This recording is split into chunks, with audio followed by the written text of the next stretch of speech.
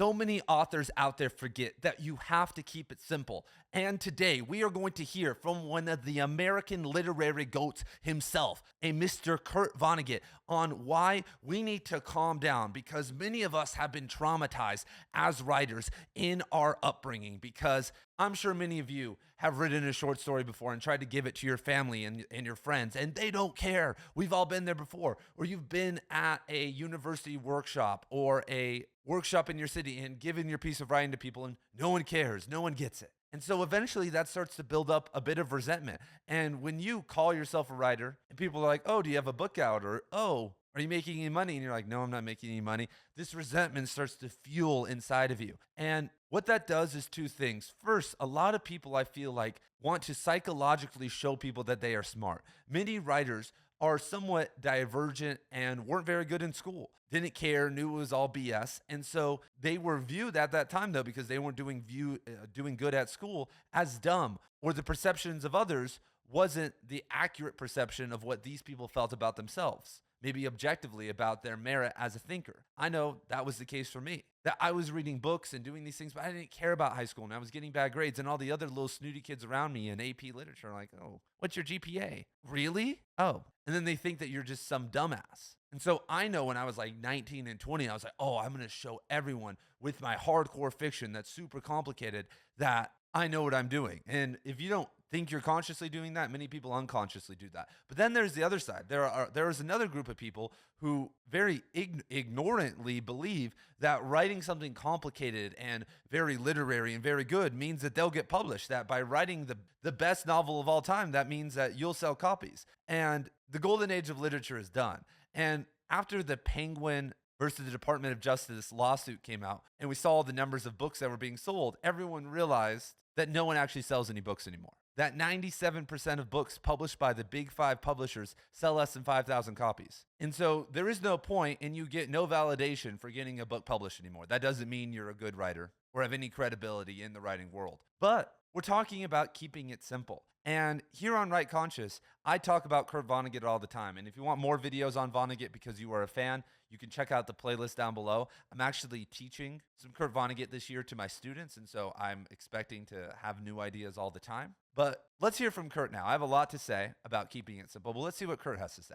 As for your use of language, remember that two great masters of language, William Shakespeare and James Joyce, wrote sentences which were almost childlike when their subjects were most profound. To be or not to be, asked Shakespeare's Hamlet. The longest word is 3 letters long. Joyce, when he was frisky, could put together a sentence as intricate and as glittering as a necklace for Cleopatra. But my favorite sentence is in his short story, Evelyn, is this one. She was tired. At that point in the story, no other words could break the heart of a reader as those 3 words do. Simplicity of language is not only reputable, but perhaps even sacred. The Bible opens with a sentence well within the writing skills of a lively 14-year-old. In the beginning, God created the heaven and the earth. And there was something that happened many decades ago in America and in the world where the logic bros, the thoughtists, started to take over. And we were told that you needed to write more complicated to be validated. But if we look at our roots as storytellers, it is in oral storytelling where people actually move their hands. People are always like, this guy's schizo. He can't talk without moving his hands. I could sit here and talk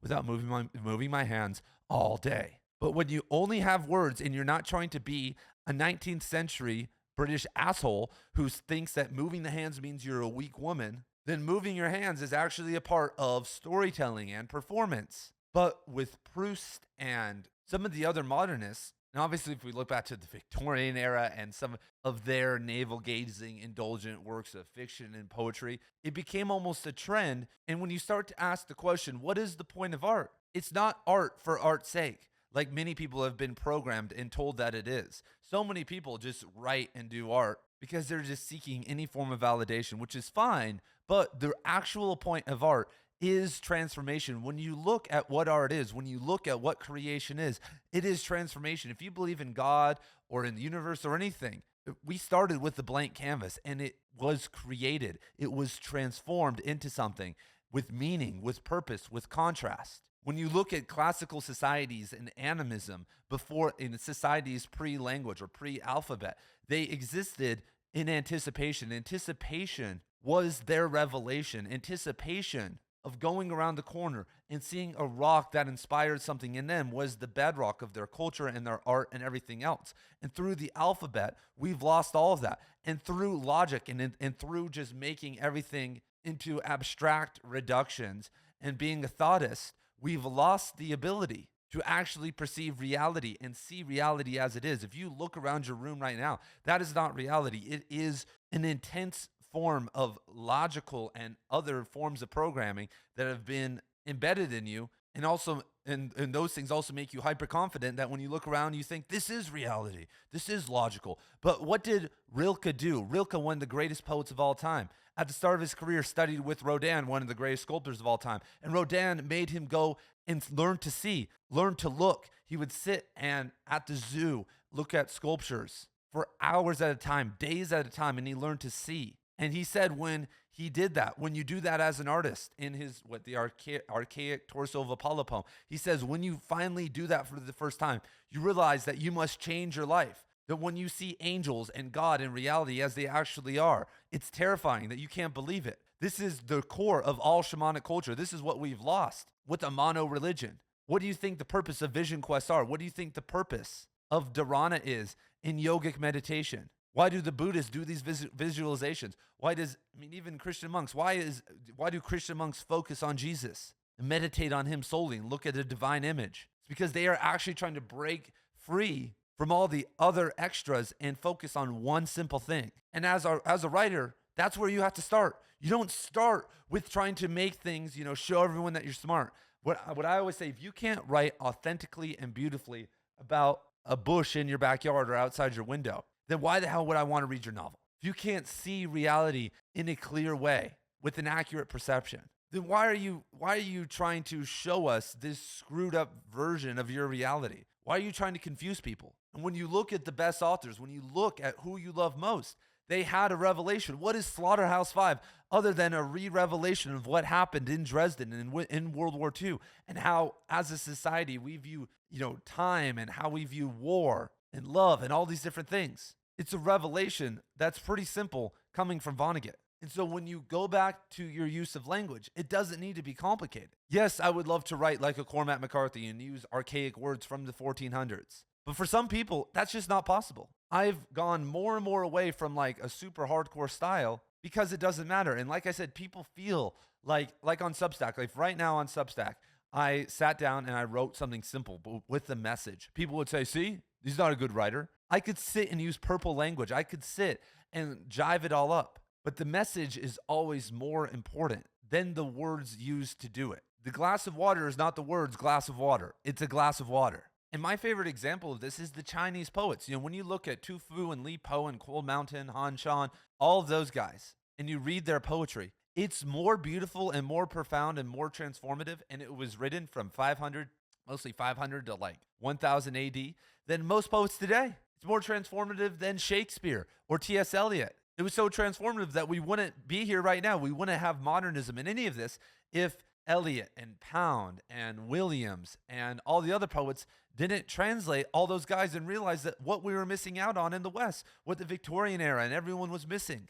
But if you go look at their language, look how simple it is. I do translations of Chinese poetry and I work with Chinese speakers, and it's shocking. I ask them, I'm like, okay, what does this word mean? Like, and if there's no English equivalent, tell me. And they'll tell me, I'm like, wow, that's really simple. And they're like, yeah. And here's a poem I translated by Li Bai that kind of shows this. And I added some desert elements because I'm a desert poet to this, but here we go. Clouds of citrine drift by the wall. Crows settle in their dusk. Her ancestors chatter like corn husks. Haunted envelopes of despair.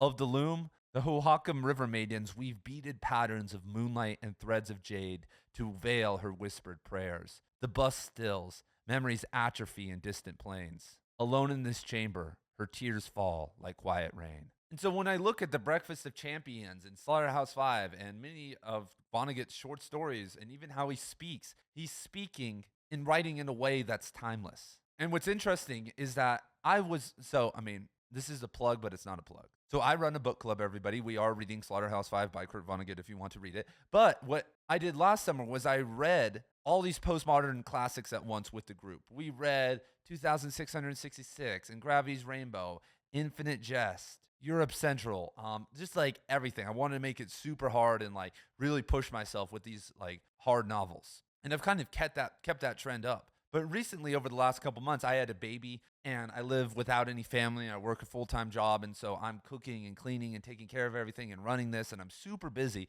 And I still want to maintain my reading habit, but I just don't have the energy to be, trying to understand insane novels right now. So I've just been reading more fun novels or like novels like Slaughterhouse Five. And what's been interesting is that they've been better. Like honestly, you guys, I love Infinite Jest. I love Gravity's Rainbow, and they're so big and have so much in there they can transform your life. But some of these other novels, if you have some precursory knowledge, are great. Like I just read this random novel called Bless Me Ultima about kind of Mexico and the Southwest, and it spoke more about the loss of magic in Mexico and the Southwest and the loss of the lands and the red wolves and everything in the Southwest than any Cormac McCarthy novel or any literary novel I've maybe ever read. And I obviously had to have some precursory knowledge to understand some of the deeper things that are being talked about, but this is like a YA novel. So focus on the stories, focus on the feeling, focus on doing divergent things like the Tralmophadorians and all of that stuff if you want to be edgy. And that's what sucks, that if you want to be edgy, if you want to push the limits, you have to go all the way.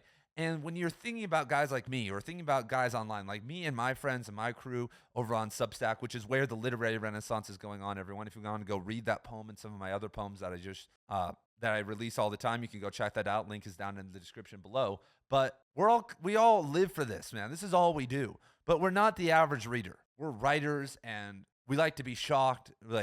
But that's when I sit down and write a novel, I shouldn't be writing for those guys. I should be thinking like, what about the general reader who isn't an idiot, who isn't reading airplane thrillers, but just likes to read stories about things that matter? What do they need? What kind of language would they want to be given? Because if you write with simple language, but have a beautiful story, it's a guarantee that you're going to transform someone. But if you take the risk and use complicated language and a complicated structure with a beautiful story, then you are risking losing them. And all you get in the end is a little bit of adulation, like, damn, that guy's really talented. That guy's really smart. But I've never not once thought that Kurt Vonnegut isn't a real writer. I've never once thought any of these authors that aren't as epic aren't real. And so I think many authors, many of you guys out there limit yourself and put way too high of a standard on your work when the only standard should be, will this transform the general person who reads this? Will this open up their heart or open their mind or show them something different and really make them think? Will it be worth their time? Does this kind of talk about something important? And so there you guys have it. I love each and every one of you guys. You guys can do this. We are a part of a new literary renaissance. I am not the prophet. I am just sitting here watching it happen. I'm watching you guys put yourself out there. It's happening on Substack.com, nowhere else from what I know of. And if you guys believe in the cause, then start writing today, do something, do anything, and I will see you in the next video.